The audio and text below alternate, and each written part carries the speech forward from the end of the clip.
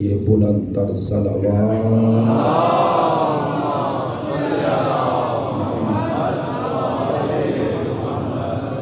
واجب الاحترام معزز و مکرم حاضرین مجلس، محبان اہل بیت، پیروان مکتب ولایت، عاشقان مکتب شہادت، سلسلہ گفتگو کی اس عشرہ جو چہل الکاربعین کا عشرہ ہے، 11 صفر سے شروع ہوا، آج اختتامی مراحل میں، اگرچہ اسے ایک سال میں ہمارے لیے بڑا دکھ کا مقام تھا کہ اپنے برادر عزیز و ارجمند جس نے اس عشرے کی بنیاد رکھی، اس دفعہ وہ جسمانی طور پر، ظاہری طور پر ہمارے درمیان موجود نہیں ہیں، مرحوم و مغفور سید شاہد حسین نقوی صاحب، لیکن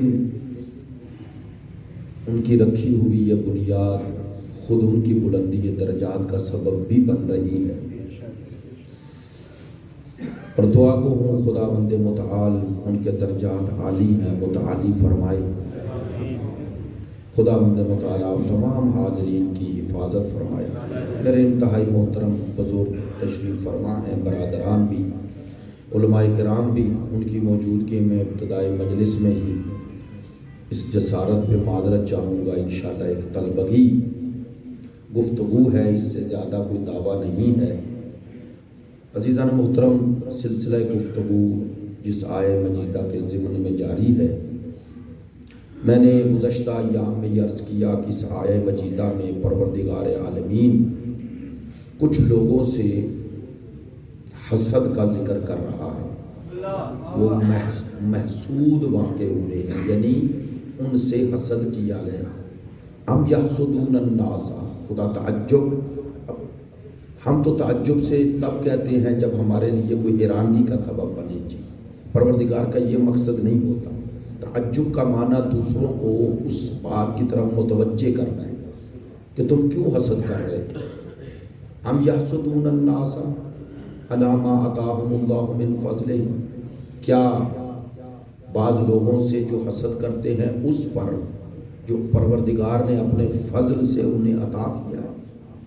فقد آتینا آل ابراہیم، میں نے عرض کیا تھا کل کہ جب ان محسود لوگوں کا ذکر اور وضاحت کی تو پروردگار نے فقط پس یہ ارشاد فرمایا، اگر ایسا ہے تو ہم نے آل ابراہیم کتاب و حکمت عطا کی، یعنی تم حسد کس بات میں کر رہے ہو؟ تمہاری نظر میں وہ محسود واقع کیوں ہو رہے ہیں؟ ہم نے انہیں فضل کے قابل پایا تو فضل عطا کیا، اور یہاں صاحبان فضل کا جب ذکر ہو رہا ہے تو ذکر آل ابراہیم کا ہو رہا ہے، یعنی حضرت ابراہیم کا ذکر نہیں صرف کیا، آل ابراہیم کا ذکر کیا۔ گویا اللہ کی نظر میں جو سبب فضیلت پروردگار عالمین کی نظر میں حضرت ابراہیم کا ہے، وہی آل ابراہیم میں کچھ شخصیات کا ہے، اور جن سے حسد ہو رہا ہے ان کا ذکر یہاں ہو رہا ہے۔ تو کہہ دینا چاہتا ہوں کہ یہ مقام و مرتبہ جو پروردگار نے انہیں عطا فرمایا، پروردگار عالمین نے اس مقام و مرتبے کا اعلان فرمایا اور انہیں 3 چیزوں میں منحصر کیا۔ فقط آتینا آل ابراہیم الکتاب والحکمہ وآتیناہم ملکا عظیما، ہم نے انہیں کتاب عطا کی، حکمت عطا کی اور ملک عظیم عطا کیا۔ میں مختلف تفاسیر دیکھتا رہتا ہوں ایک آیت کے حوالے سے، اور بعض ترجمے بھی دیکھے ہیں، تفسیر کوثر بھی دیکھی ہے، علامہ ذیشان الجوادی کا ترجمہ قرآن بھی دیکھا، دوسرے علماء کرام، اور اسی طرح اس آیت کی تفاسیر میں دونوں تفاسیر دیکھی، جو تفاسیر روایات کی روشنی میں ہیں اور جو دوسری ہیں، مثلا تفسیر میزان یا دوسری۔ ایک چیز سب میں جامع نظر آئی، نقطہ مشترک نظر آیا کہ پروردگار نے یہاں آل ابراہیم سے مراد صرف آل اسحاق نہیں لیا، چونکہ ان سے حسد اور پیچھے جن کے حسد کرنے کا ذکر ہو رہا ہے وہ یہودی ہے، تو وہ تو خود بنی اسرائیل میں ہے، تو وہ اپنے سے تو حسد نہیں کریں گے، یا اپنوں سے حسد تو نہیں کریں گے۔ اور میں نے عرض کیا تھا حضرت عبداللہ ابن عباس کی واضح روایت ہے کہ یہاں ناس سے مراد سرکار کی ذات ہے، تو اگر ناس سے مراد سرکار کی ذات ہے یعنی جن لوگوں سے حسد کیا گیا، اور اس وقت یہ ثابت ہو جائے گا کہ آل ابراہیم سے یہاں مراد درجہ اتم و اکمل سرکار ہے۔ لیکن اگر صرف سرکار مراد ہوتے تو آل ابراہیم کیوں کہا جاتا؟ تو گویا ایک لفظ میں توجہ فرمائیں گے، علماء فرماتے ہیں کہ متوجہ کیا گیا کہ پروردگار کے فضل پہ حسد نہ کرو۔ اگر پروردگار عالمین نے آل اسحاق میں اتنے نبی بھیجے تو یہ بھی اس کا فضل ہے، اور اگر نبیوں کا نبی آل اسماعیل میں بھیجا تو یہ اس کا معیار ہے۔ گویا پروردگار نے حضرت ابراہیم کی نسل میں دونوں طرف وہ فضل اور اپنی ہدایت کے سلسلے کو جاری رکھا، اور کائنات کے اختتام پر بھی ان دونوں سلسلوں کو ملا دے گا۔ اور آپ اگر دیکھیں کہ کتنا بڑا فضل ہے یہ اللہ کا کہ آج دنیا میں جتنے آسمانی مذاہب شمار ہوتے ہیں، آسمانی مذاہب جنہیں اہل کتاب آپ کہتے ہیں، ان سب کا سلسلہ نسبی طور پر حضرت ابراہیم تک پہنچتا ہے۔ آپ اگر آج بڑی دنیا کی اہل کتاب تعداد عیسائی شمار کریں تو وہ حضرت عیسیٰ اور وہ بنی اسرائیل اور وہ سلسلہ بھی وہاں۔ اب یہودی جو مذہب ہے، مذہب یہ جو اسرائیل میں ہے، یہ یہودی نہیں، یہ صہیونی ہے۔ صہیونی یعنی یہودیوں میں وہ نسل پرست جو معیار اور ملاک خدائی کے مطابق نہیں، بلکہ اپنے قومی اور قبیلے اور تعصب کی بنیاد پر باقی سب دنیا کو حقیر سمجھتے ہیں، یہ صہیونی ہے۔ یہودیوں میں یہ الگ ہیں ایک قسم، یعنی آج کی اصطلاح میں ان میں وہ فرقہ پرست، وہ گروہ پرست، وہ نسل پرست جو اپنے نسلی بنیاد پر لوگوں پر تسلط چاہتے ہیں۔ اور پروردگار عالمین قرآن مجید میں جن یہودیوں کی نسبت ہمیں خبردار کرتا ہے، اس وقت بھی انہی یہودیوں میں ممکن ہے اس کا نام صہیونی اس وقت تو نہیں تھا، لیکن یہودیوں میں ایسا جراثیم اور ایسی فکر تھی جس کی بنیاد پہ جگہ جگہ ان سے خبردار کیا گیا۔ میں نے عرض کیا تھا کہ آپ اگر قرآن مجید سورہ جمعہ اور اس کے بعد سورہ منافقون جو روز جمعہ پڑھنے کی تاکید کی گئی، تو یہ دو سورے پڑھنے کی تاکید کیوں ہے؟ ان دونوں میں ربط ہے۔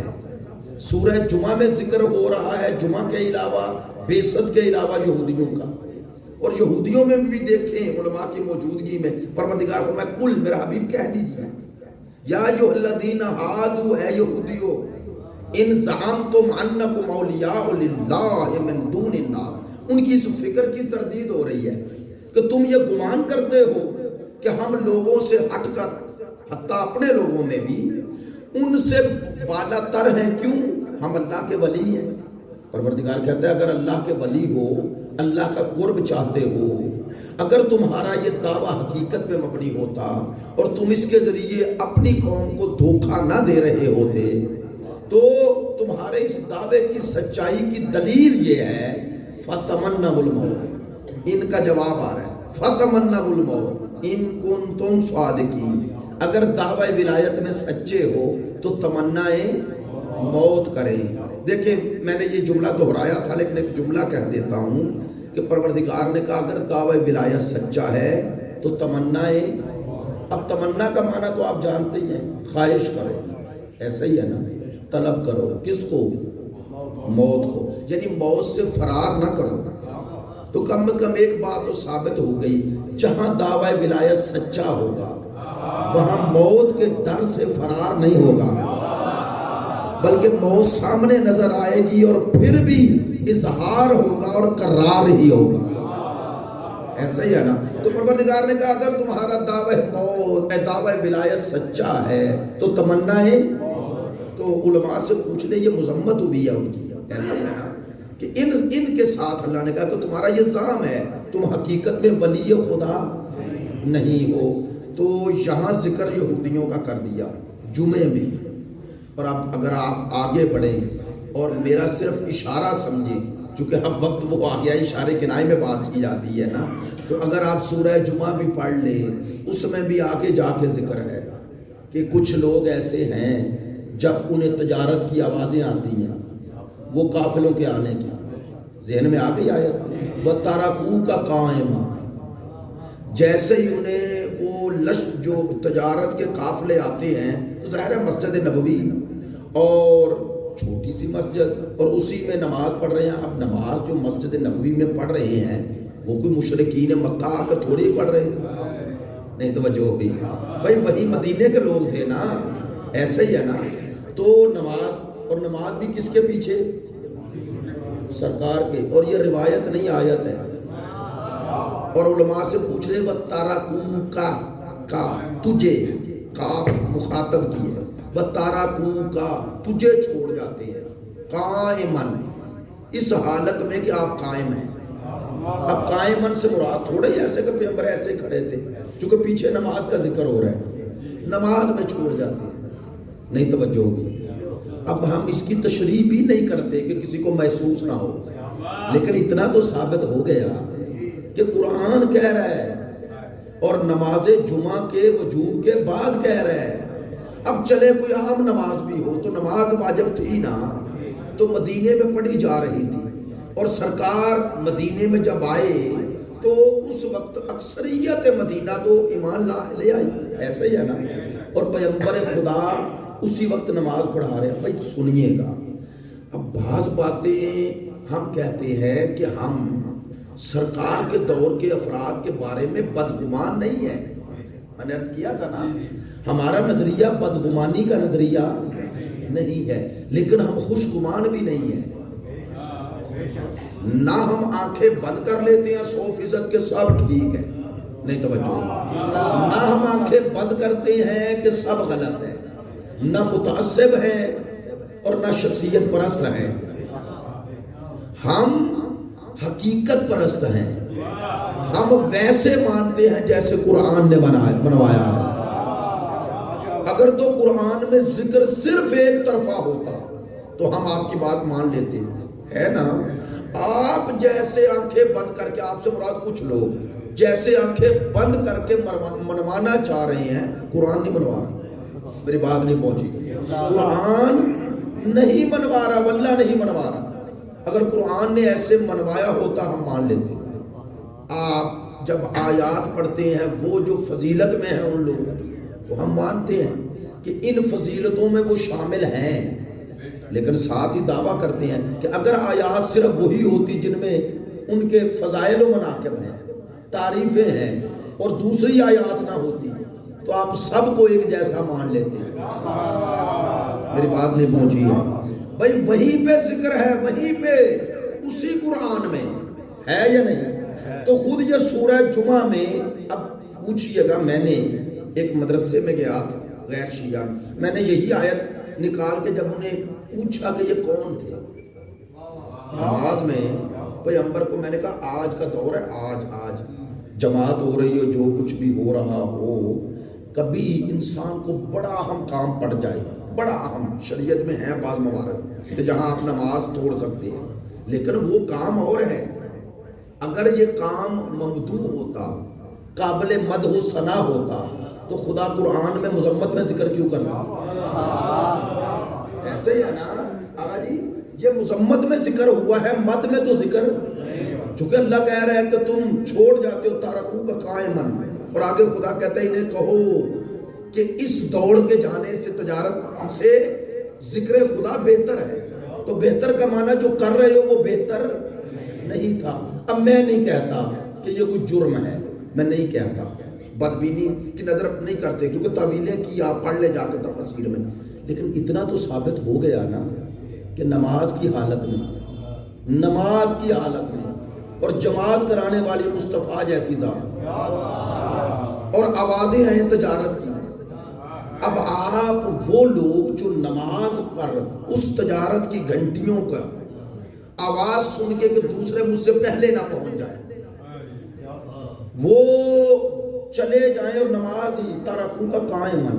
اب میں اس سے زیادہ وضاحت نہیں کرتا ہوں، لیکن اتنا سوال کرنے کا تو مؤدبانہ حق ہے نا کہ یہ کام اگر آج کا عام مسلمان کرے تو کیا کہو گے؟ اسے اب صاحب فضیلت صاحب کرامت کہو گے اور اسے کہے ہوئے اپنے سے افضل مانو؟ نہیں، توجہ ہوگی. تو پروردگار نے یہ ذکر کیوں کیا؟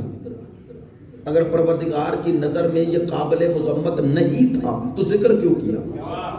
اور اگر یہ قابل مذمت ہے تو پھر توہین نہیں ہے؟ توجہ نہیں ہوئی. پھر جو معیار آپ لوگ بنا رہے ہیں وہ قرآنی نہیں، وہ آپ کا اپنا بنایا ہے.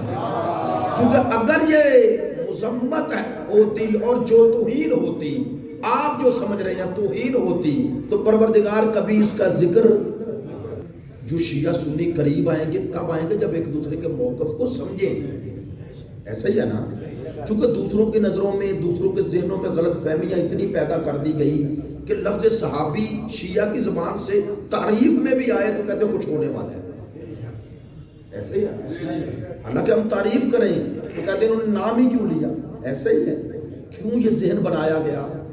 اور سنیں، یہ جو ہے نا صحابہ کلہم عدول، سارے صحابہ عادل ہیں، یہ کوئی قرآنی آیت پر نہیں بنایا ان کا. سنیے گا، یہ نظریہ ہے ان کا، یہ کوئی حدیث نہیں، یہ قرآنی نظریہ نہیں ہے. قرآن مجید نے مراتب بھی بیان کی ہے صحابہ نے. توجہ فرمائیں گے، ہمارا نظریہ یہ ہے جس طرح قرآن نے مراتب بیان کیے اسی مرتبے کے ساتھ مانتے ہیں، اسی کے ساتھ. سب کو ایک جیسا نہیں مانتے، ممبر سے کہہ رہے ہیں. صحابہ کو بھی ایک جیسا نہیں مانتے. آل کی بات تو ابھی چھوڑو، آپ نے توجہ نہیں فرمائی. ہم صحابہ کرام رضوان اللہ علیہم کو بھی ایک جیسا نہیں مانتے. اہل بیت کا تو شمار ہے ہی نہیں نا، ان کا تو معاملہ ہی الگ ہے. نہیں، الگ ہے. اہل بیت کا معاملہ صحابہ کے ساتھ قیاس ہے ہی نہیں. ان کا معاملہ ہے مصطفیٰ کے ساتھ. نہیں، میں کوئی خطیبانہ بات نہیں کر رہا. آج چونکہ آخری گفتگو ہے، سارے سلسلہ گفتگو میں آپ کو ایک نتیجہ دینا ہے، اس لیے بات دہرا رہا ہوں. ہم اہل بیت کا معاملہ صحابہ کرام رضوان اللہ علیہم کے ساتھ ایسے نہیں مانتے کہ ایک طرف صحابہ ایک طرف حال ہے. نہیں، مثلا کیسے مانتے ہیں؟ جیسے رسول ہیں اور رسول کے موجودگی میں اصحاب ہیں، تو آپ صحابہ کا مقابلہ رسول سے کرتے ہیں؟ نہیں کرتے نا. بس جو مقام امت میں سرکار کا ہے اصحاب کی موجودگی میں، وہی آل کا ہے بعد از مصطفیٰ. میری بات سمجھنی چاہیے.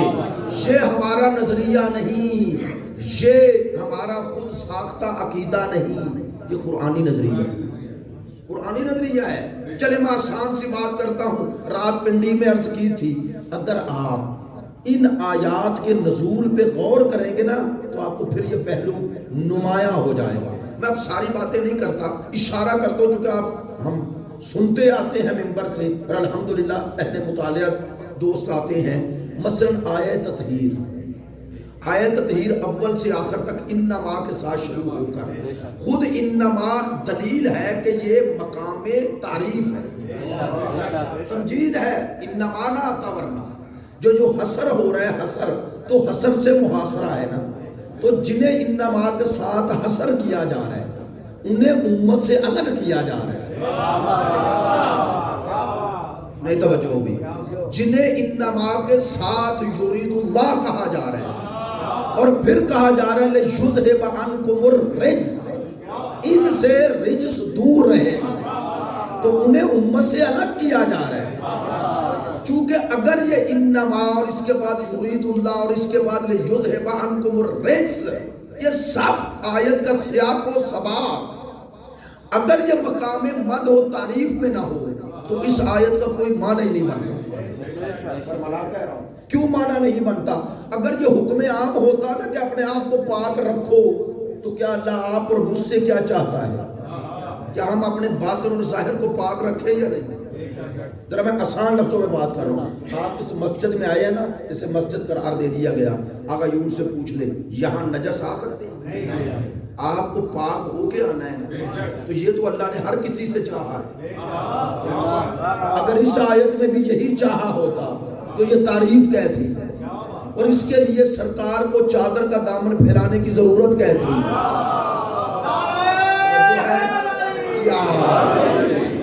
میں آسان لفظوں میں بات بڑی مشکل پہنچانا چاہ رہا ہوں. یہ انما خود بتا رہا ہے کہ یہاں مقام تعریف ہے, تمجید ہے, اور تعریف و تمجید ہمیشہ فضل کی ہوتی ہے, فضیلت کی ہوتی ہے. ایسا ہی ہے نا. تو اللہ نے یہ فضیلت ان کو عطا کی جن کی طہارت کا اعلان کیا, تو پتا چل گیا یہ فضل صرف انہیں حاصل ہے. نہیں توجہ ہو رہی. امت میں یہ فضل صرف انہیں حاصل ہے جو چادر میں ہے. جو چادر سے باہر ہیں انہیں یہ فضل حاصل. تو اگر ایک جیسے ہوتے تو سب کو حاصل ہوتا. ایسا ہی ہے نا. اب یہ کام تو سرکار نے زندگی میں فرمایا, زندگی میں فرمایا. سرکار کے بعد تو یہ کام نہیں ہوا نا. تو سرکار نے ان کو امت سے الگ کر لیا نا, کر دیا نا, اور الگ کر کے انہیں اپنے ساتھ شامل کیا. اب لفظ اپنے ساتھ کا معنی آسان لفظوں میں کہوں, یہ جو چادر تطہیر اور اس کے بعد اصطلاح چلی, وہ اصطلاح کیا ہے؟ پنجتن. اس پنجتن پاک میں 5 تن پاک جو ہیں, ان 5 میں پہلے کون ہیں؟ ماشاءاللہ سرکار دو عالم. اور باقی 4 امیر المومنین, سیدہ, امام حسن مجتبی اور امام حسین. ایسا ہی ہے نا. تو وہ 5 کی تعداد سرکار کے بغیر پوری ہوتی ہے؟ نہیں ہوتی نا. تو بس باقی 4 بھی ایسے ہی پاک ہیں جیسے رسول پاک ہیں. میری بات نہیں پہنچی ہے. تو اگر ان کا معاملہ امت کی طرح ہوتا تو سرکار ان کی طہارت کو اپنے سے الگ بیان کرتے. میری بات نہیں پہنچ رہی ہے. سرکار انہیں اپنے سے الگ کر لیتے, تو سرکار نے انہیں تو اپنے آپ سے الگ نہ کیا, تو اپنے ساتھ ملا لیا نا. تو اب جو مقام طہارت سرکار کا, اور جس معنی میں طیب و طاہر و پاک مصطفیٰ ہیں, اسی معنی میں طیب و طاہر اور پاک مرتضیٰ ہیں.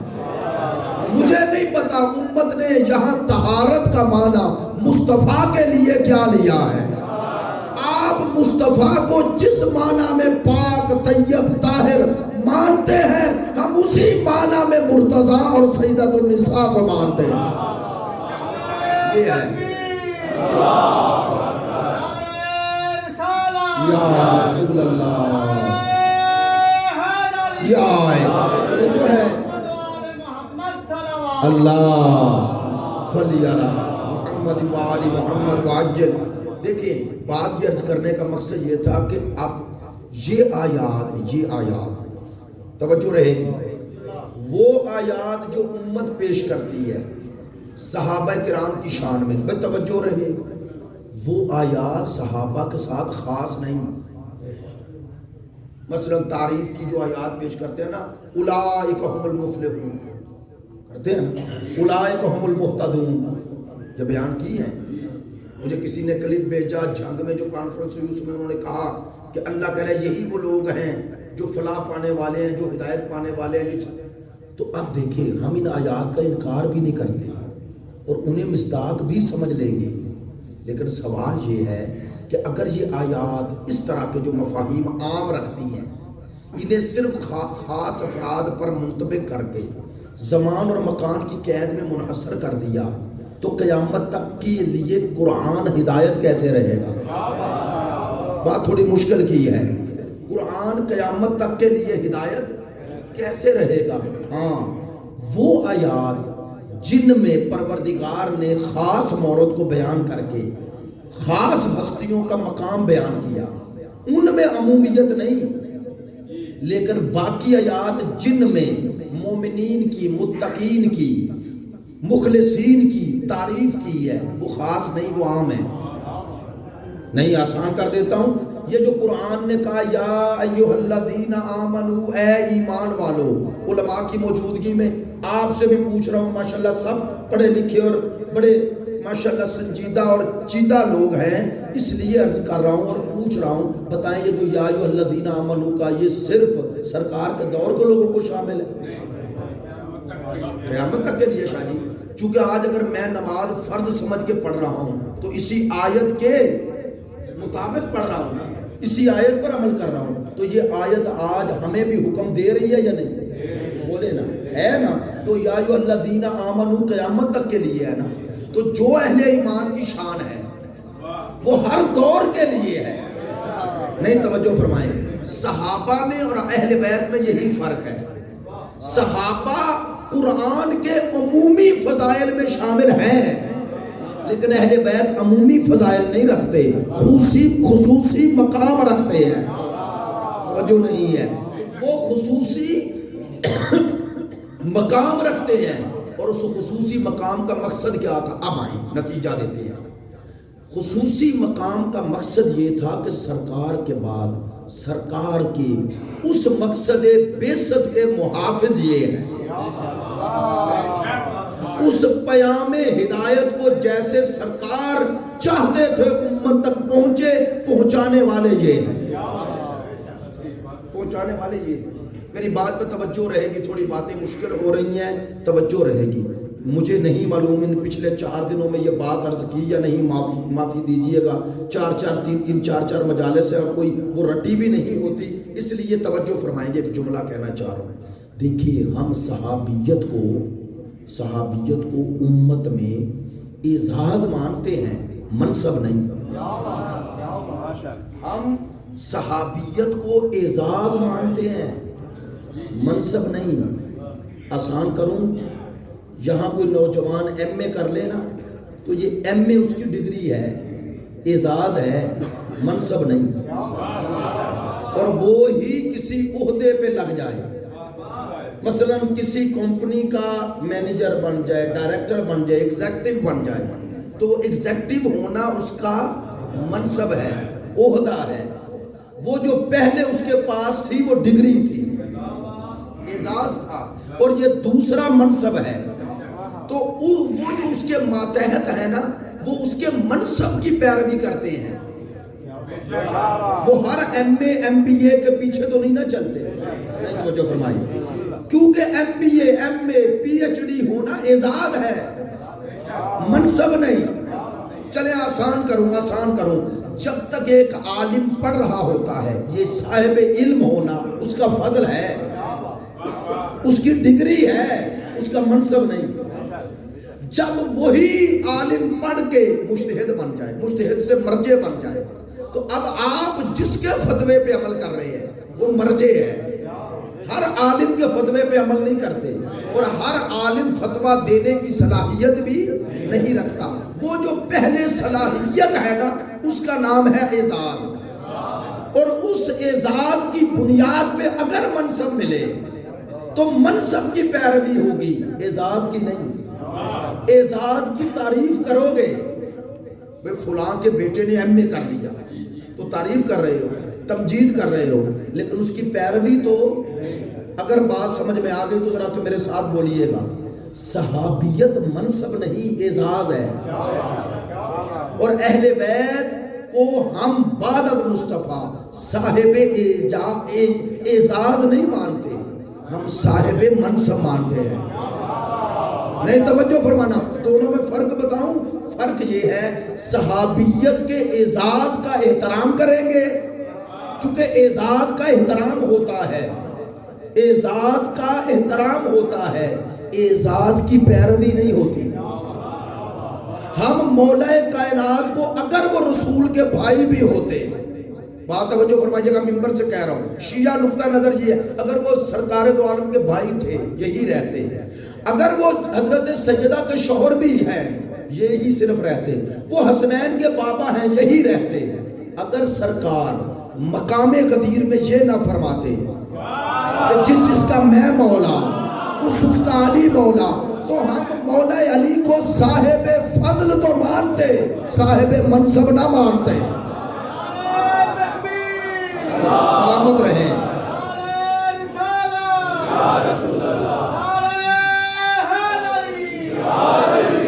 بھائی باتیں صلی علی محمد و آل محمد. توجہ ہے میری باتوں پہ؟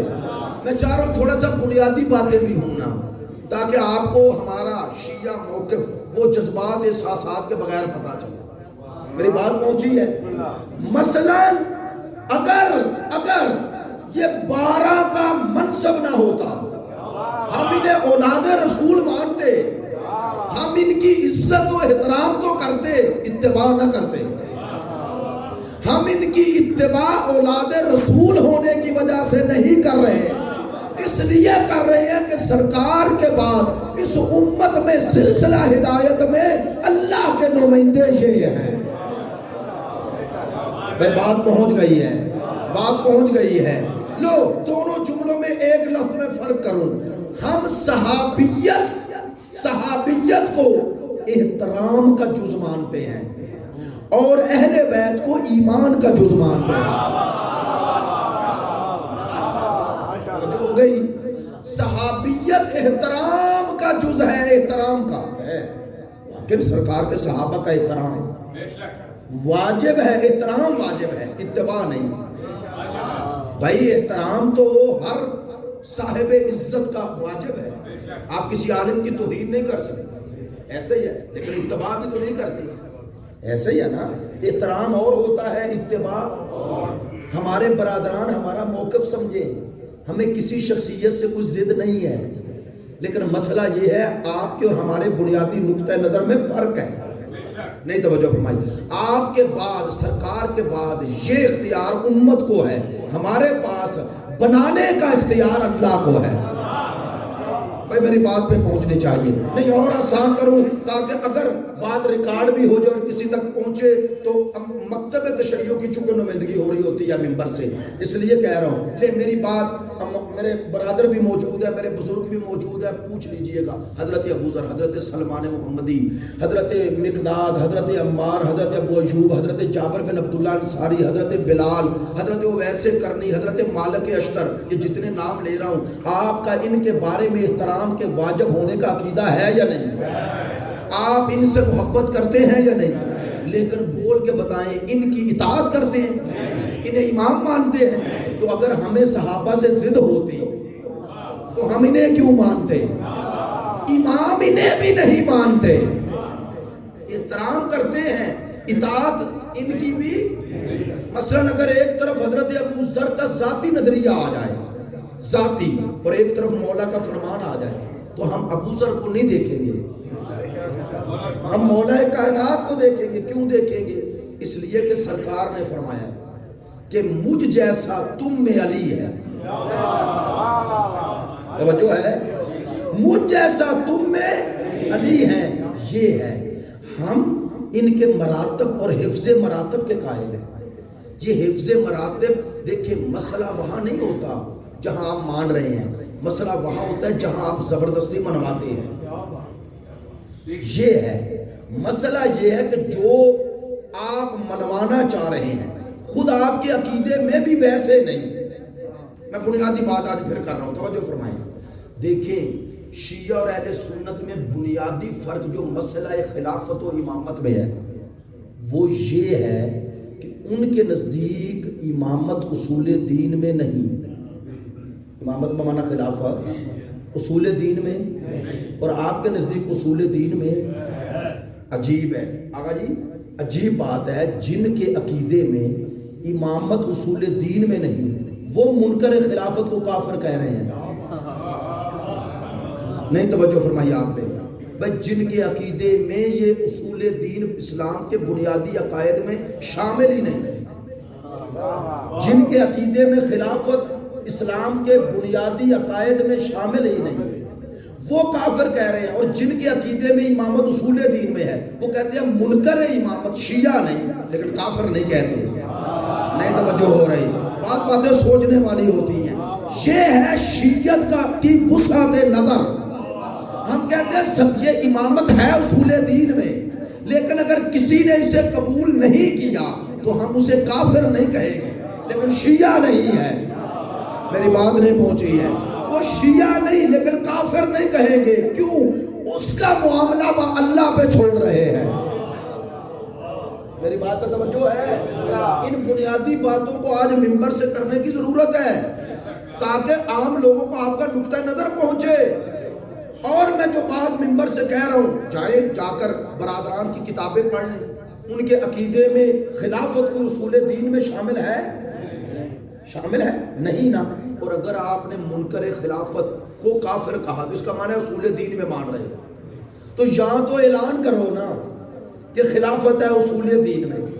نہیں، یہ اعلان کر نہیں سکتے، چونکہ اگر کہو گے کہ اس خلافت اصول دین میں ہے تو پھر اگلا سوال آئے گا کہ اگر خلافت اصول دین میں ہے آپ کے نزدیک بھی، تو پھر یہ بنانا کس کا کام ہے؟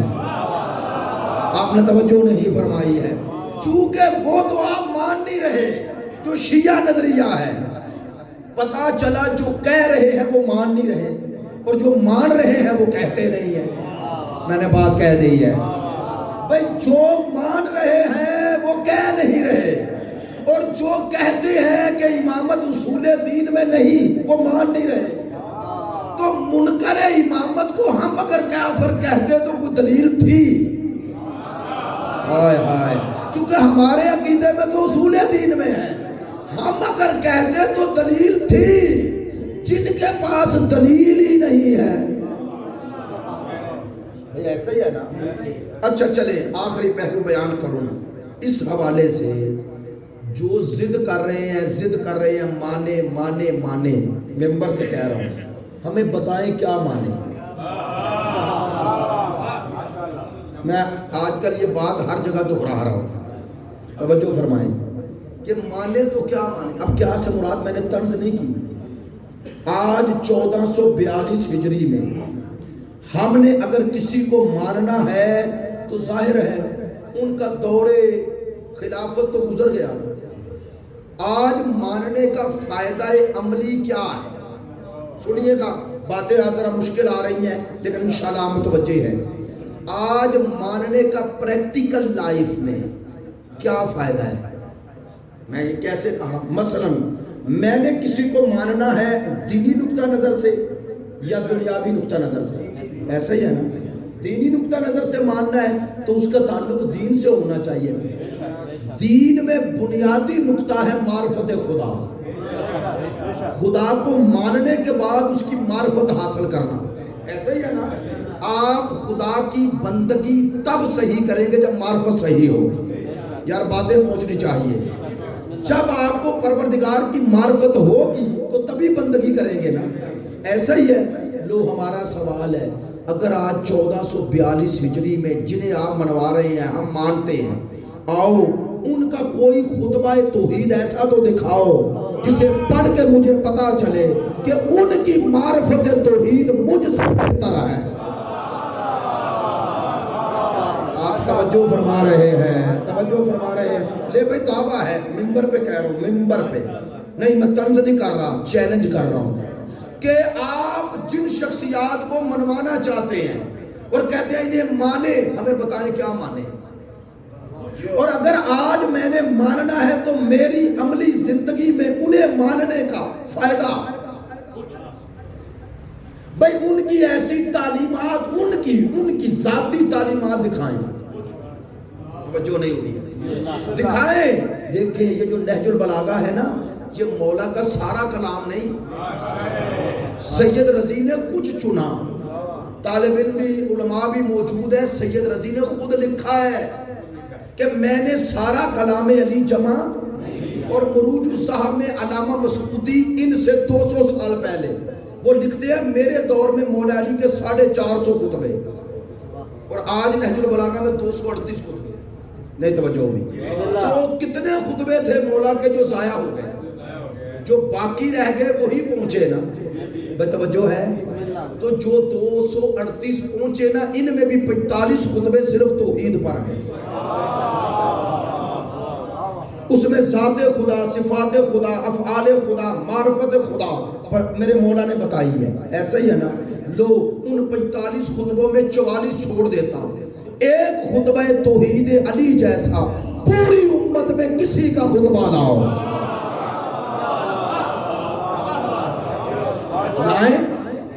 بھئی مجھے عملی زندگی میں فائدہ تو چاہیے نا. توجہ ہے؟ فائدہ چاہیے وہ فائدہ تو دے. میں اللہ کو پکارنا چاہتا ہوں. خدا نے خود کہا نا ادعونی مجھے پکارو استجب لکم میں تمہیں جواب دیتا ہوں.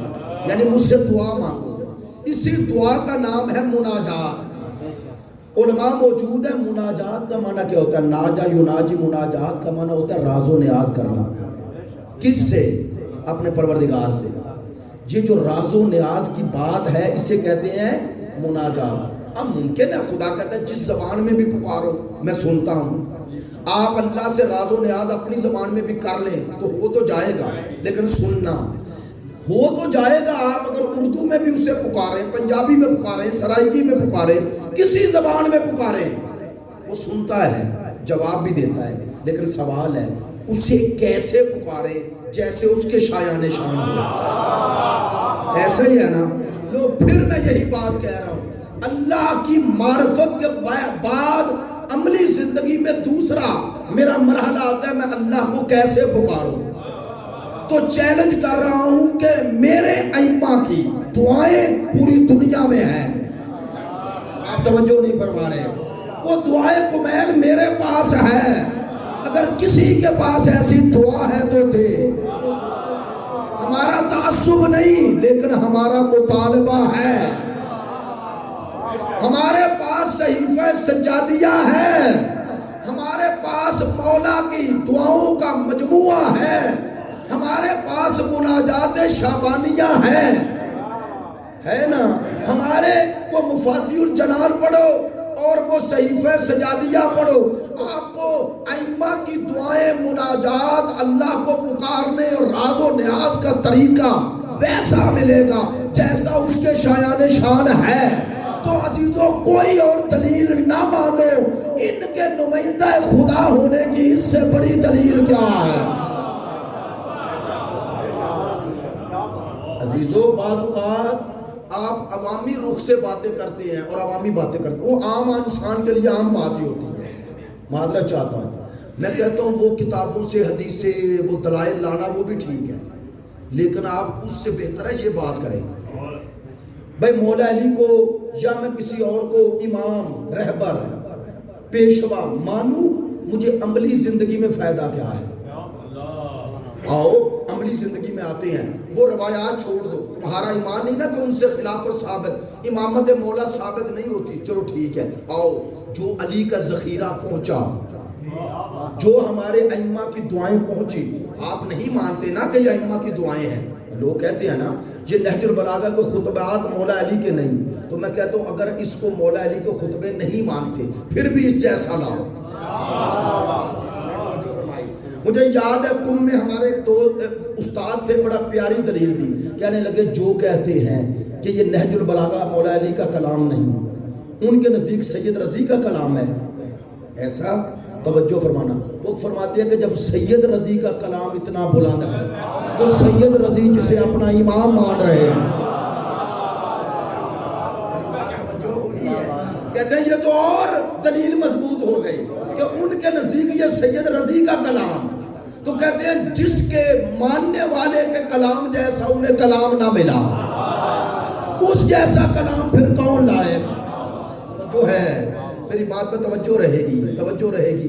ہم اہل بیت اطہار کو عملی زندگی میں معرفت خدا کا مرحلہ ہو, ان سے بہتر کوئی دکھاؤ. خدا سے مناجات کا مرحلہ ہو, ان سے بہتر کوئی دکھاؤ. چلیں اخلاق زندگی کا مسئلہ ہو, انسانی تربیت کا مرحلہ ہو, جائیں امام کی دعائیں مکارم الاخلاق پڑھیں, اپنے چوتھے امام, اور مولا کائنات کا خطبہ متقین پڑھیں. میری بات نہیں توجہ پڑھیں. مولا کے اخلاقی وہ کمالات کے ساتھ ساتھ وہ فرمودات پڑھیں.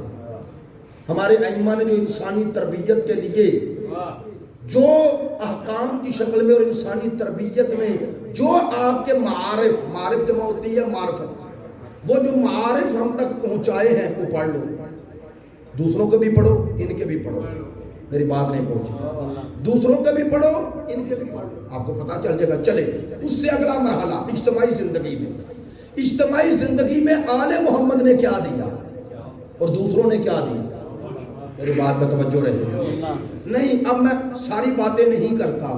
وہ حضرت مالک اشتر کے نام جو خط ہے آپ جانتے ہیں, آپ سمجھتے ہیں پاکستان میں لوگوں نے پڑھا تو یہ بڑا کام کیا. نہیں, پوچھ لے آگا جو ان سے یہ ان کو شرمندگی کیوں ہوئی, مسلمانوں کو شرمندگی کیوں ہوئی کہ جب یونائٹڈ نیشن کا سیکرٹری جنرل تھا کوفی عنان, تو اس وقت یونائٹڈ نیشن میں پوری دنیا کا ایک سیمینار ہوا کہ دنیا میں بہتر نظام جس میں توازن پیدا کیا جائے, وہ نظام موضوع تھا. اس پر لوگوں نے مقالے پڑھے تو کوفی عنان نے بھی مقالہ پڑھا, اس کے مقالے کو سب سے بہترین مقالہ قرار دیا. تو جب ان سے پوچھا گیا کہ آپ کے ذہن میں یہ افکار, یہ نظریات جس میں حکومت میں ہر طبقے کے فرائض اور وظائف اور ان میں توازن, یہ اتنا خوبصورت مقالہ آپ نے لیا کہاں سے؟ تو اس وقت اس کوفی عنان نے کہا مجھے اس بات کو کہتے ہوئے شرمندگی محسوس ہو رہی ہے کہ کاش یہ مقالہ کوئی مسلمان پڑھتا. کہا میں نے ایران میں خود پڑھا, اور جب مسلمان متوجہ ہوئے تو اس نے کہا مسلمان حکمران چونکہ وہاں بیٹھے تھے مفکر, اس نے کہا سوچ رہے ہوں گے میں نے مسلمانوں کو تانا کیوں دیا. وہ کہنے لگا یہ میرا مقالہ نہیں, یہ نہج البلاغہ میں مولا علی کا مالک اشتر کے نام خط ہے. اس کے بعد کشمیر میں اور پھر ملک معراج خالد نے اس مولا کے اس خط کو, وہ جو حکومت سے مربوط جو ذمہ داریاں ہیں ان کو الگ الگ کر کے اس خط کی شکل میں اسے شائع کروایا. نہیں تو کہنا کیا چاہتا ہوں, دنیا اسلام کے اور غیر مسلم مفکرین بھی یہ مانتے ہیں کہ کائنات میں جیسے مشکل ترین فیصلے علی نے کیے کسی نے نہ کیے. مانتے ہیں یا نہیں؟ توجہ ہے, مانتے ہیں نا یار. اب میں سارے پہلو تو شمار نہیں کرنا چاہتا. آپ مولا کے فضائل اس طرح سنتے ہیں, ان فضائل کا اثر تو یہ ہے, وہ صاحب فضل علی ہیں, ان کا اثر عملی زندگی میں تو یہ ہے نا, نہج البلاغہ ہے, دعائے کمیل ہے, وہ مالک اشتر کے نام خط ہے, ایسے ہی ہے نا, وہ کلمات کسار علی ہے. تو میں نے تو اتنی مختصر وقت میں بھی اپنے مولا کے ہر پہلو میں کچھ نہ کچھ پیش کر دیا. اب لوگ بھی تو پیش کریں. میری بات کا توجہ ہے بھئی, آپ بھی تو کوئی پیش کریں, ذخیرہ کوئی پیش کرے, کیا جائے لے. اگر آپ نے کہنا ہے جی دین ان کے بغیر نہیں ملتا تو وہ بھی تو پھر دین لینے میں اسی کی منزلت اور اسی کی فضیلت زیادہ ہوگی جس سے زیادہ دین ملا. ایسے ہی ہے نا. چلیں اب عوامی رخ سے بات ہو رہی ہے نا, مجلس کا رخ ایک اور ہوتا ہے, اس لیے اس کو ہی مد نظر رکھ کے عالم اسلام میں سب سے بڑی معتبر کتاب صحیح بخاری, اس میں احادیث کی تعداد 6000 کے قریب ہے. ایسا ہی ہے.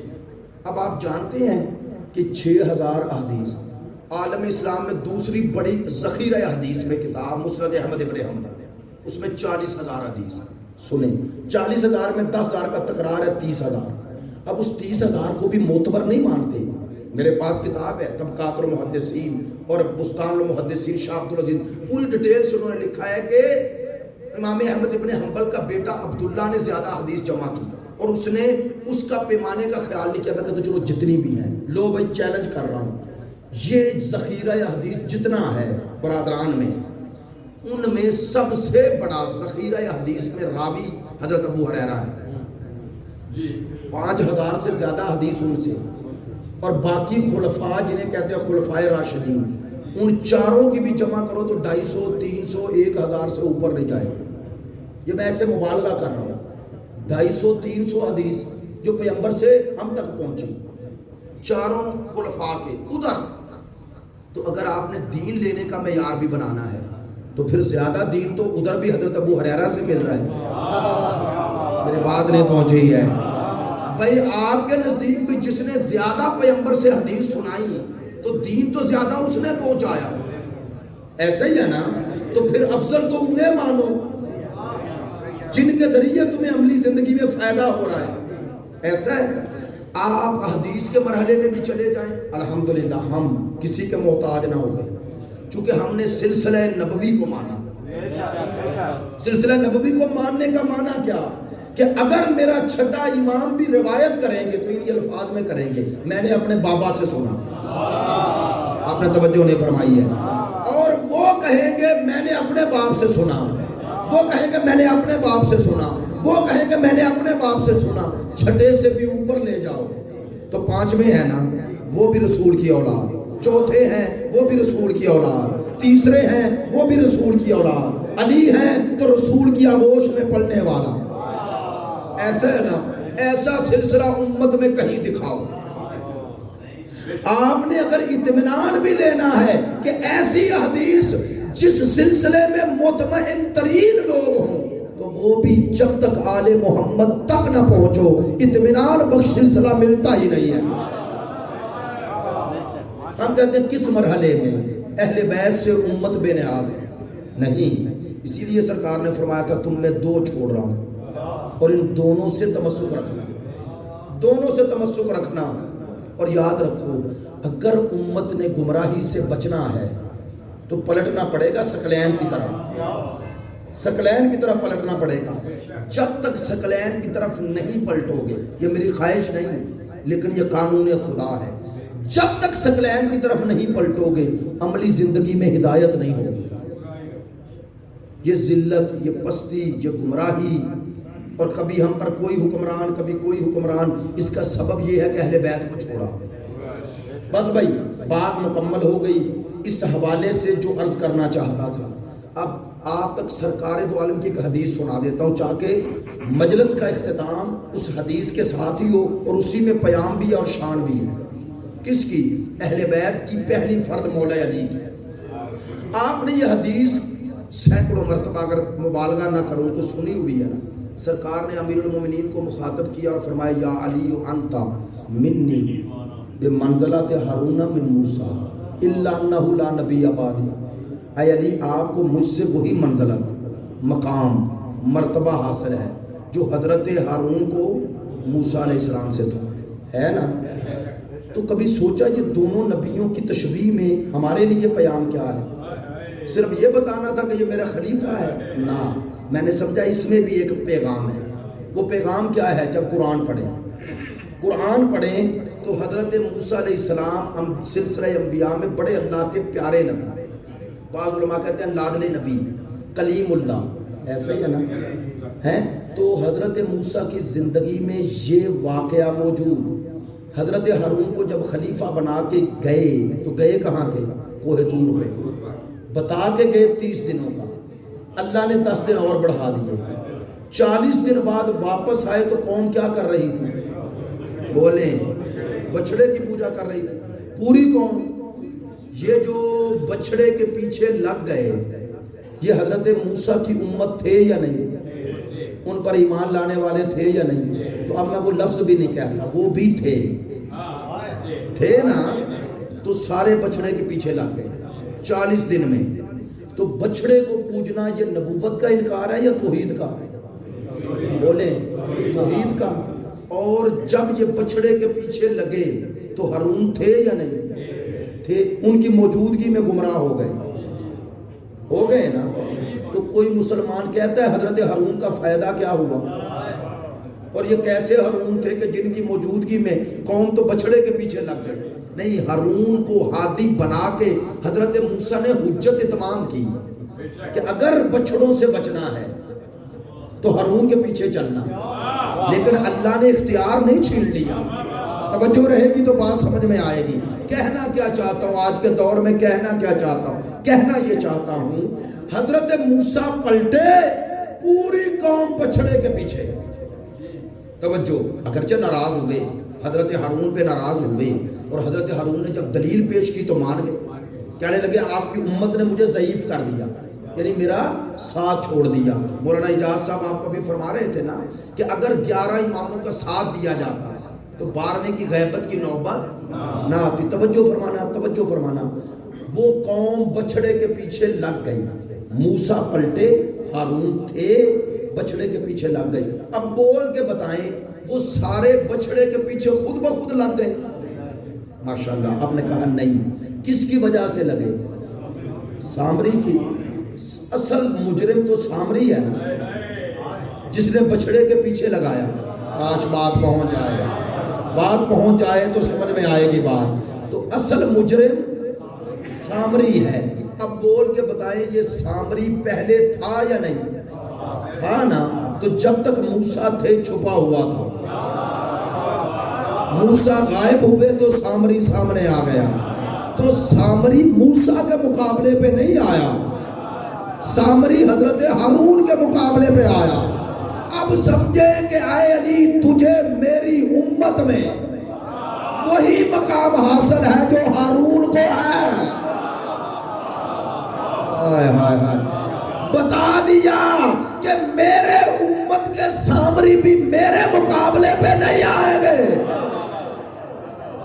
اچھا چلیں بات آپ تک پہنچ گئی اور نتیجہ گفتگو ہو گیا.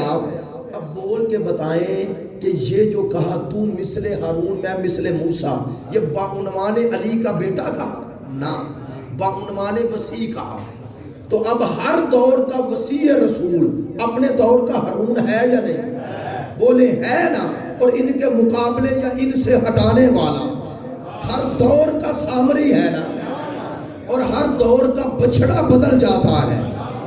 اپنے لکھے دوستوں کے لیے بات کہہ رہا ہوں، ہر دور کا بچڑا الگ ہے. بچڑا یعنی وہ شے جو آپ کو ہاتھی سے ہٹا دے، جو نظام ہدایت سے ہٹا دے، وہ بچڑا ہی ہے. اب کبھی خلافت ہے، کبھی دولت ہے، کبھی شہرت ہے. ہر دور کا بچڑا الگ ہے.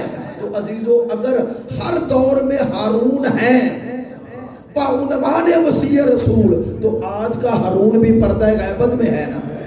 تو اس ہارون نے پردہ غیبت میں جاتے ہوئے اس امت کو سامریوں سے بچانے کے لیے کوئی نظام دیا یا نہیں دیا؟ دیا ہے. تو یاد رکھو جو بھی تمہیں امام زمانہ کے بخشے ہوئے نظام نیابت سے دور کرے وہ اس امت کا سامری ہے.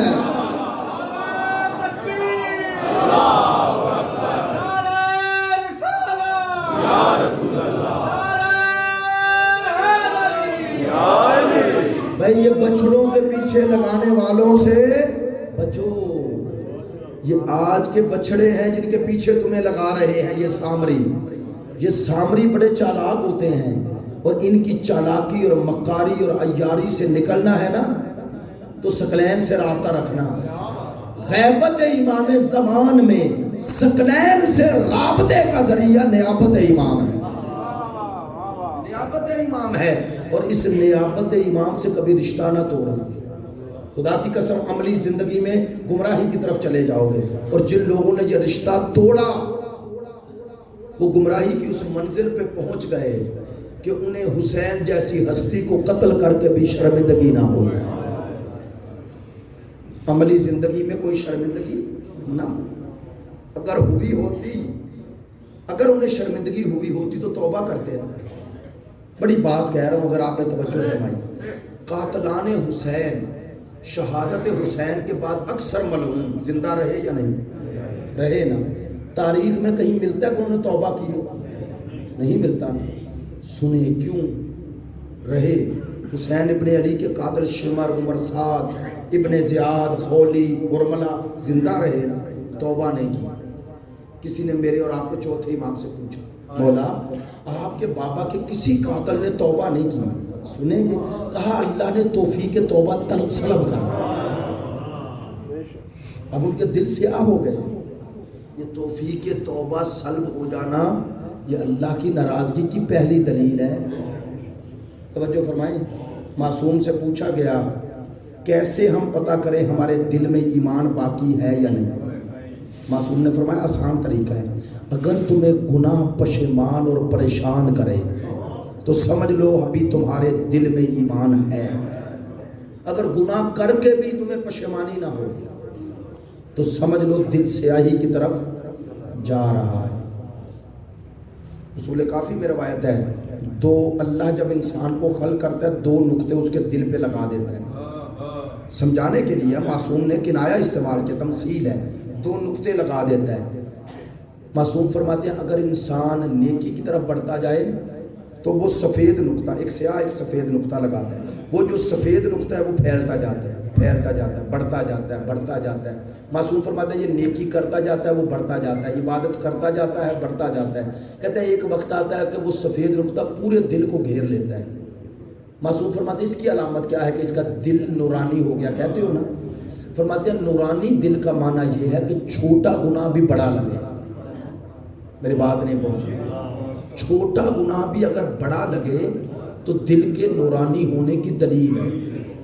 فرماتے ہیں الٹ بھی ہوتا ہے، اگر انسان گناہ کی طرف قدم بڑھاتا جائے، معصوم فرماتے ہیں وہ سیاہ نقطہ پھیلتا جاتا ہے، پھیلتا جاتا ہے، پھیلتا جاتا ہے، آخر میں آ کے پورے دل کو گھیرے میں لے لیتا ہے۔ معصوم سے پوچھا اس کی نشانی کیا ہے؟ فرماتے ہیں اس کی نشانی یہ ہے جب دل سیاہ ہو جائے تو بڑا گناہ بھی چھوٹا لگتا ہے۔ یہ ممبر یہ باغی بنانے تو نہیں آیا، یہ تو عبد خدا بنانے آیا۔ معصوم سے پوچھا تھا کہ مولا آپ کیا چاہتے ہیں ہم گناہ نہ کریں؟ فرمایا چاہتے یہی ہیں لیکن ہو جائے گا کیونکہ تم غیر معصوم۔ تو مولا پھر آپ ہم سے کیا چاہتے ہیں؟ فرمایا جب گناہ ہو جائے تو ڈٹے نہ رہو، گناہ کے پہ اکڑے نہ رہو۔ ایک دفعہ گناہ ہوتا ہے، دوسری دفعہ ہوتا نہیں، بندہ کرتا ہے۔ میری بات میں توجہ ہے؟ دوسری دفعہ قصد ہوتا ہے، قصد، البتہ پہلی دفعہ بھی قصد ہو سکتا ہے۔ جب انسان کو پتا ہو وہ گناہ کی مورد ہے، جگہ ہے، تو وہاں جانا قصدن ہے۔ پہلی دفعہ سے مراد یہ نہیں ہے، جہاں قصد آ جائے، قصد وہ ہو نہیں رہا، وہ کر رہا ہے، کر رہا ہے۔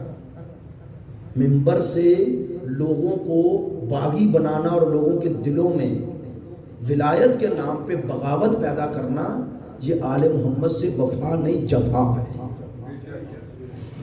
آل محمد کے نام پہ لوگوں کو امیدوار ضرور کرو، باغی نہ بناؤ۔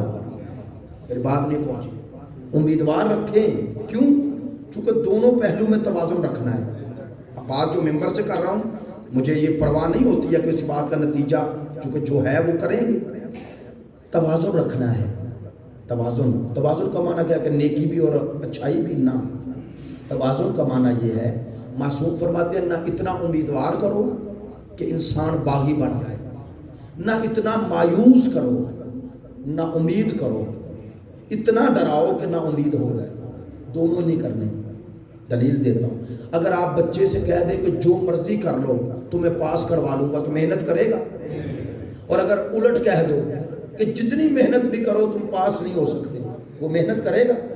دونوں حالتوں میں آپ نے اس سے امید چھین لی، یہ نہیں کرتے۔ قرآن سرکار کو بشیر اور نذیر دونوں کہتا ہے، ایسے ہے۔ تو توازن کا معنی یہ ہے، ادھر ڈراؤ ادھر امیدوار۔ مراد کیا کہ دونوں میں توازن پیدا کرو۔ توازن کا معنی اللہ گناہ معاف کرتا ہے، لیکن معافی کا معنی تکرار گناہ نہیں ہوتا ہے، ترک گناہ ہے۔ تکرار گناہ معافی نہیں، توبہ نہیں، بغاوت ہے۔ ترک گناہ معافی ہے۔ گناہگار ہو گیا، اب ترک کر دے، اور اس ترک گناہ کے لیے دو چیزیں ہی اہم ہیں، ایک خدا کی یاد میں رونا اور ایک حسین کی مصیبت میں رونا۔ یہ دلوں کو نرم کرتا ہے، یہ خدا کے قریب کرتا ہے، لیکن رونا خلوص کا ہو، معرفت کا ہو، عارفاً بحق کے حسین ہو۔ حسین ابن علی کے غم میں رونا بڑی عبادت، بڑی سعادت ہے، اللہ کی قسم سعادت ہے، لیکن شرط یہ ہے عبادت ہو، اور عبادت میں خلوص شرط ہے، نمائش شرط نہیں، خلوص شرط ہے۔ کتنے پاکیزہ ہیں وہ آنسو جو یہ سنتے ہیں کہ رسول کا بیٹا قاتل کے ہاتھ میں چھڑی تو وہ رونے لگتے ہیں۔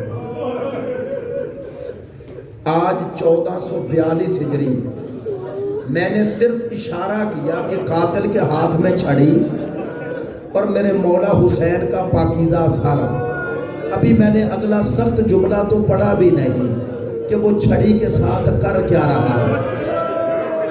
آپ سن کے رو رہے ہیں نا، تو سوچو جس بہن نے دیکھا ہے۔ اب دیکھیں جس بہن نے دیکھا ہے، اب میں کہہ دوں جملہ، بہن عمر کے جس حصے میں دیکھ رہی تھی میری آقا زادی، وہ تو پھر بھی 55 سال کی عمر ہے نا، بڑھاپے کی عمر ہے نا. سوچو اس 4 سال کی بیٹی نے،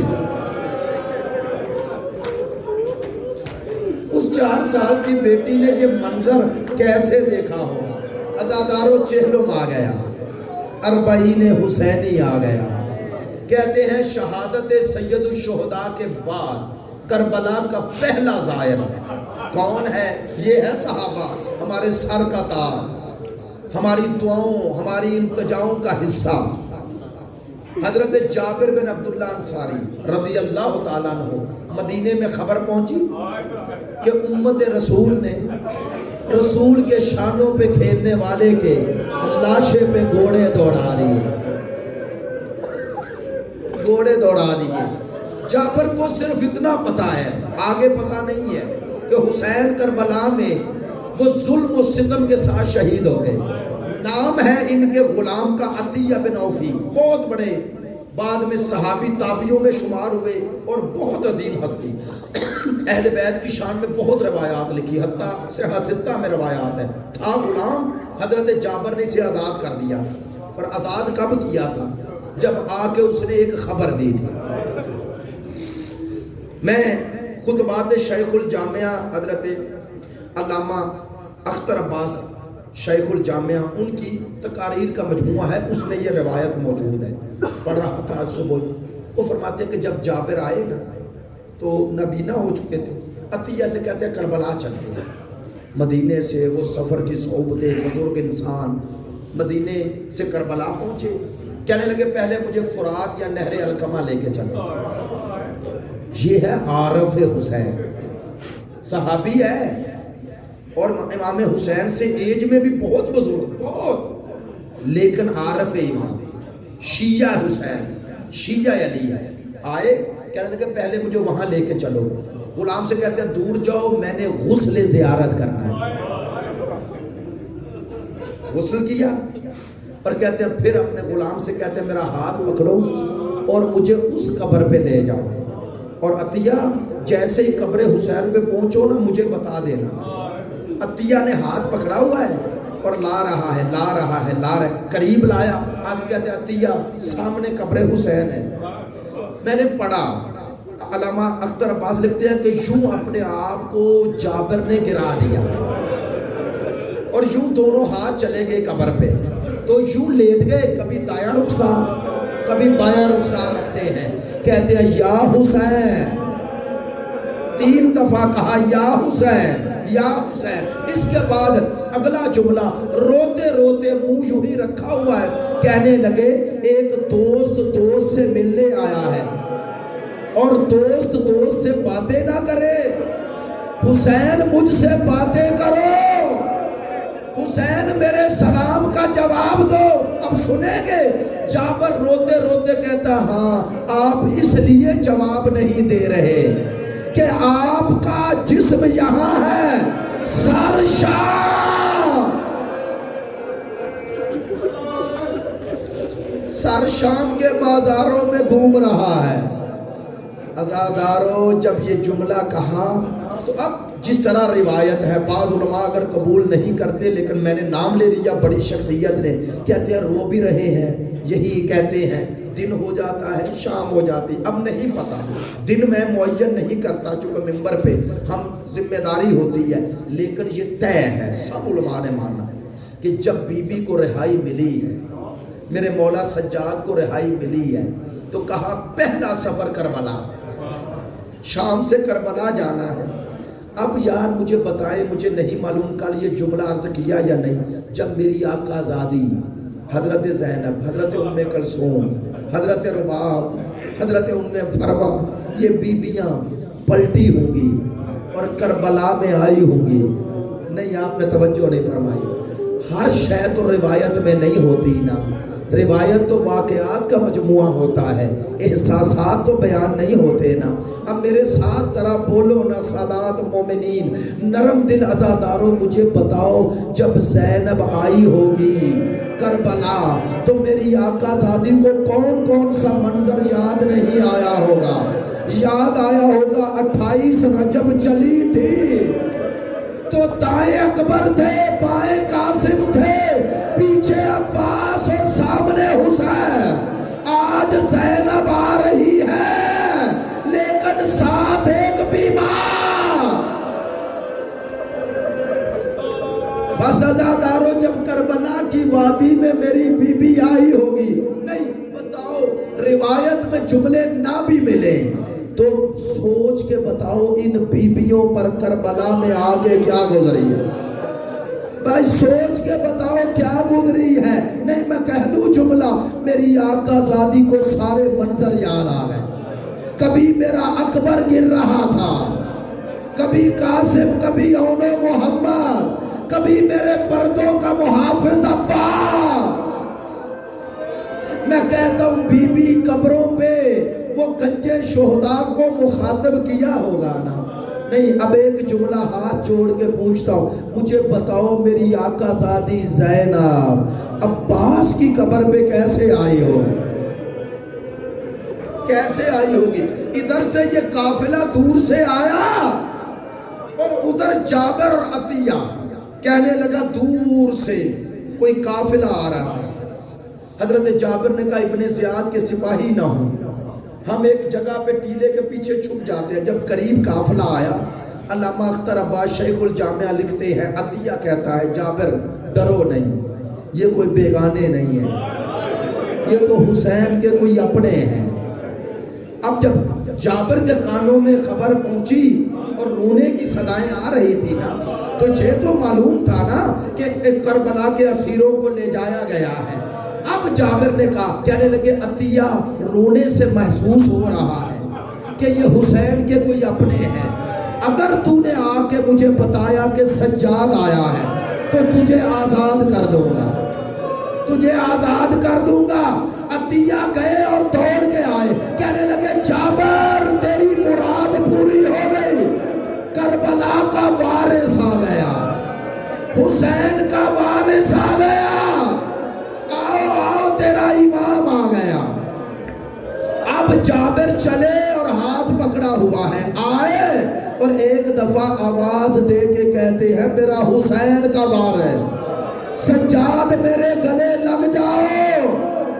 میں ایک بزرگ عالم دین کی زبان سے سن رہا تھا، کہتے ہیں جابر نے یوں باہیں ڈالی، جیسے ہی سجاد کے گلے میں باہیں ڈالی میرے مولا کے ہاتھ ہٹا دیے، کہنے لگے اے صحابی رسول ناراض نہ ہونا، میری گردن کی حالت ایسی ہے کہ جو ہاتھ لگاتا ہے مجھے درد ہوتا ہے، کربلا سے شام تک گلے میں توق تھا۔ بس عزادارو، ایک دفعہ جابر، اب جابر ہیں اور سامنے سید الساجدین ہیں، ایک دفعہ جابر نے خواہش کی، کہنے لگے سجاد اگر زحمت نہ ہو تو مجھے بتاؤ کربلا میں تمہارے ساتھ ہوا کیا؟ میں حسین کے مصائب سننا چاہتا ہوں، مصائب سننا چاہتا ہوں۔ ہمارے دوست مولانا حسن ظفر نقوی بڑا پیارا جملہ کہتے ہیں جابر کا خواہش کرنا تھا، گویا سجاد ترس رہے تھے کوئی مجھ سے بابا کی مصیبت سنے۔ بس اب کہنے لگے سید الساجدین جابر تمہیں کیا بتائیں، ہم 28 رجب کو چلے، ہم 8 ذی الحجہ کو مکے سے چلے، تو وہ ہمارا قافلہ یہاں پہنچ گیا۔ جابر تمہیں کیا بتاؤں، یہاں خیمے لگ گئے اور ایک وقت آیا ہمیں فرات سے ہٹا دیا گیا۔ بس آخری جملے کہنے لگے جابر سنو گے، یہ فرات کا پانی، یہ نہر علقمہ کا پانی، یہ جانوروں پہ جائز تھا، رسول کی اولاد پہ حرام ہو گیا۔ کہا ہمارا پانی بھی بند کر دیا گیا۔ جابر دن گزرے اور عاشور کا دن آیا، जाबिर मैं क्या बताऊं कितने हसीन बनी हाशिम के जवान जाते रहे और मेरा बाबा लाशें उठा के लाता रहा। कहते हैं जाबिर फिर वो वक्त आया मेरा बाबा तन्हा रह गए। कहते हैं वो वक्त भी आया मेरा बाबा था और 70 कदमों पे मेरी फूफी थी और 70 कदमों पे देख रही थी कातिल के हाथ में खंजर था। अब कहते हैं हजरत सैयद साजिदीन सुनाते सुनाते यहाँ पहुंचे। कहने लगे जाबिर तुम्हें क्या बताऊं, इधर बाबा की शहादत की खबर मिली और उधर हमारे खैमों को आग लगा दी गई। कहते ये सुनना था। जाबिर ने कहा बस करो सज्जाद, मुझ में सुनने की ताकत नहीं। आखिरी जुमले कह रहा हूँ सज्जाद, अब ना बताओ, मुझ में सुनने की ताकत नहीं। अब मेरे मौला ने रोते रोते कहा सज्जाद जाबिर तुम में सिर्फ ये सुनने की ताकत नहीं है कि बतूल की बेटियों के खैमे जल गए। मुझे देखो मैं कभी बाजार कभी दरबार और नबी की बेटियां और मुनादी निदा दे रहा था। नबी की बेटियों का तमाशा